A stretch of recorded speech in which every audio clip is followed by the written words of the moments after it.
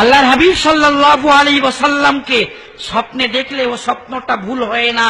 বুখারী শরীফ প্রথম খণ্ড 21 নম্বর পৃষ্ঠায় আবু হুরায়রা রাদিয়াল্লাহু তাআলা আনহু থেকে হাদিস বর্ণিত আছে, মান রাআনি ফিল মানামি ফাকাদ রাআনি ফা ইন্নাশ শাইতানা লা ইয়াতামাসসালু ফি সূরাতি। আমি রাসূল বলছি, যদি কেউ আমাকে খাবে দেখে তাহলে আমাকেই সে দেখলো।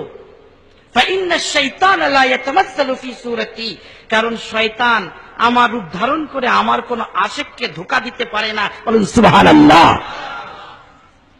শাহ ওয়ালিউল্লাহ মুহাদ্দিস দেহলভীর মতো মানুষ আল্লাহর হাবিবকে খাবে দেখছেন। ও ওয়ালিউল্লাহ, না, মাযহাব ছেড়ে ইচ্ছা মতো আমল করার অনুমতি তোমার জন্যও নেই। নির্দিষ্ট কোন একজন ইমামের তাকলিদ করে চলো। শাহ ওয়ালিউল্লাহ মুহাদ্দিস দেহলভী বললেন, ইয়া রাসূলুল্লাহ, বুঝে এসেছে, তবে 4 ইমামের মযহাবের মধ্যে কোন মযহাবটা কোরআন হাদিসের সবথেকে বেশি নিকটতম এটা আমাকে বলে দেন। রাসূল আকরাম সাল্লাল্লাহু আলাইহি ওয়াসাল্লাম বললেন, নোমান বিন সাবিত আবু হানিফা ইমামে আযম, তার যে মযহাব সেটাই হলো কোরআন এবং সহিহ হাদিসের সবথেকে বেশি নিকটতম। জোরে বলুন সুবহানাল্লাহ।